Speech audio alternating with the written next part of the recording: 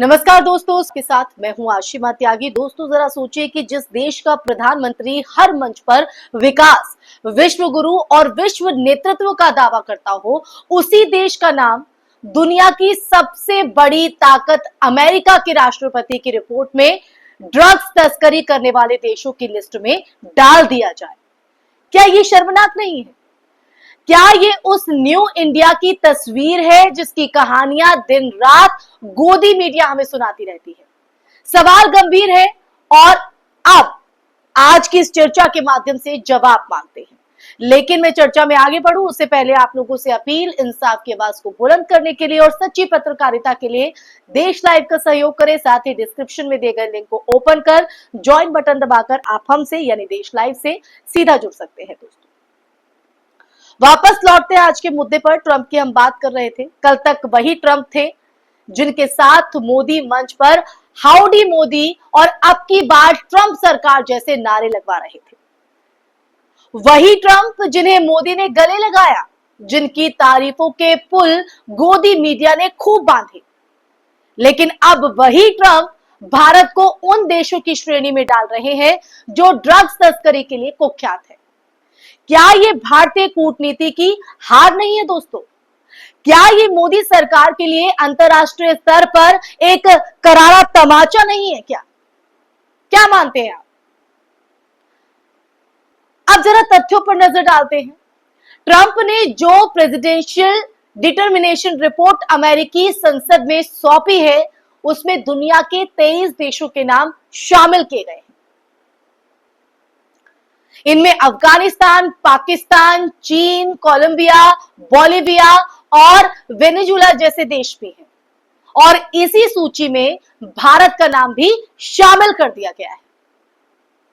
यानी मोदी सरकार की तमाम अंतरराष्ट्रीय चमक दमक के बावजूद भारत अब वैश्विक स्तर पर ड्रग्स तस्करी करने वाला देश माना जा रहा है।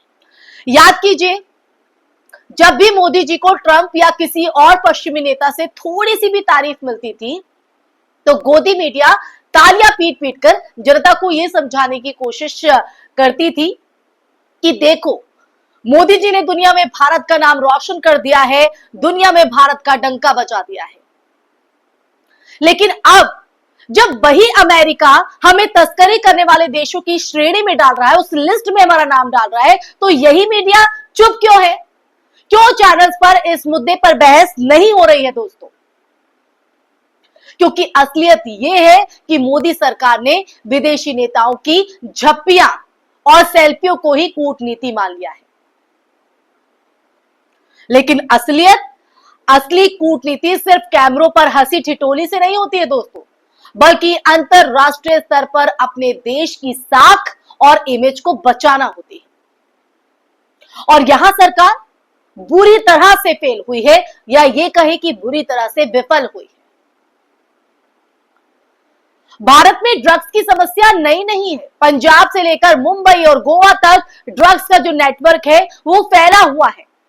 पाकिस्तान से हेरोइन आती है और गुजरात के मुद्रा पोर्ट से ड्रग्स की सबसे बड़ी खेप पकड़ी जाती है, जिसमें करोड़ों करोड़ों का माल आता है। आप अंदाजा भी नहीं लगा सकते। लेकिन सरकार इस पर कठोर कार्रवाई करने के बजाय चुप्पी साधे रहती है। ऐसा क्यों? क्या इसलिए कि बड़े बड़े बिजनेस टाइकून जो हैं कि उनके पोर्ट्स पर यह सब हो रहा है? क्या इसलिए कि सरकार अपने ही चहेतों को बचा रही है? दरअसल दोस्तों, ट्रंप की जो रिपोर्ट है वो भारत के सामने आई हुई सच्चाई का आईना है।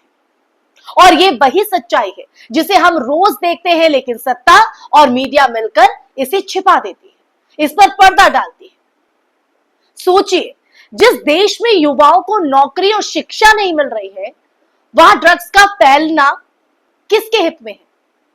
सत्ता को पता है कि नशे में डूबा हुआ युवा सवाल नहीं पूछेगा, विरोध नहीं करेगा, और यही वजह है कि ड्रग्स माफिया पनपते हैं और सरकार उन्हें खुली छूट देती है ताकि युवा उनसे सवाल ना करे।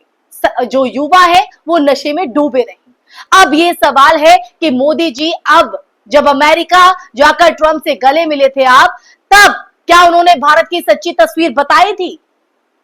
या सिर्फ अपनी इमेज चमकाने में लगे रहे? क्योंकि अब जब ट्रंप की आधिकारिक रिपोर्ट में यानी ऑफिशियल रिपोर्ट में भारत का नाम तस्करी करने वाले देशों की लिस्ट में आ जाए, उसमें शामिल कर दिया जाए, तो ये किसी छोटे मोटे बयान की बात नहीं है, ये अंतरराष्ट्रीय रिकॉर्ड में दर्ज हो गया है। इससे क्या भारत की छवि पर असर नहीं पड़ता है? सोचिए दोस्तों, यही गोदी मीडिया अगर राहुल गांधी या विपक्षी नेता पर अमेरिका ने कोई छोटी सी टिप्पणी भी कर दी होती तो चीख चीख कर कहता कि देखो विदेश में भी इन्हें एक्सपोज कर दिया गया। लेकिन अब जब देश की बदनामी हो रही है तब सब चुप क्यों हैं? ये सवाल लाजमी है। क्या अब हमें यह सवाल नहीं पूछे कि मोदी जी किस तरह के प्रधानमंत्री हैं? क्या वो ड्रग्स तस्करी करने वाले देशों की सूची में आने पर भी खामोश रहेंगे, चुप्पी साधे रहेंगे, या फिर हमेशा की तरह इसे भी देश की इज्जत पर हमला कहकर विरोध करने वालों को देशद्रोही ठहराएंगे? दोस्तों, ये तमाम सवाल इसलिए है क्योंकि ये मुद्दा सिर्फ ड्रग्स तस्करी का नहीं है, ये मुद्दा है भारत की अंतरराष्ट्रीय छवि का, ये मुद्दा है हमारे युवाओं के भविष्य का, और ये मुद्दा है उस सिस्टम का भी जो सत्ता की मिलीभगत से ड्रग्स नेटवर्क को पनपने देता है, हमारे युवाओं को नशे में डूबने देता है, सवाल पूछने नहीं देता है, विरोध करने नहीं देता है। इस रिपोर्ट ने दोस्तों साफ कर दिया है कि न्यू इंडिया की चमचमाती तस्वीर दरअसल अंधेरों से भरी हुई है, क्योंकि एक तरफ सरकार भारत को विश्व गुरु बताती है और दूसरी तरफ दुनिया हमें तस्करों की कतार में खड़ा कर देती है। ये विरोधाभास क्यों है? इसका जिम्मेदार कौन है? ये सवाल मैं आप लोगों से ही पूछती हूं। कमेंट बॉक्स में कमेंट करके जरूर बताइएगा दोस्तों। तो दोस्तों, अब आप ही सोचिए, क्या हमें ऐसे प्रधानमंत्री पर गर्व होना चाहिए जिनके कार्यकाल में भारत को अंतरराष्ट्रीय स्तर पर ड्रग्स तस्करी करने वाला देश कहा जाए? क्या यही है न्यू इंडिया? क्या यही है विश्व गुरु बनने की दिशा है? यही है? आप क्या मानते हैं? सच तो यह है दोस्तों कि अब वक्त आ गया है कि हम इस सवाल को गंभीरता से उठाएं, क्योंकि अगर आज हमने चुप्पी साध ली तो कल हमारी आने वाली पीढ़ियां हमें माफ नहीं करेंगी, क्योंकि अंतरराष्ट्रीय मंच पर भारत की इज्जत का सवाल है और इसे किसी भी कीमत पर गिरवी नहीं रखा जा सकता।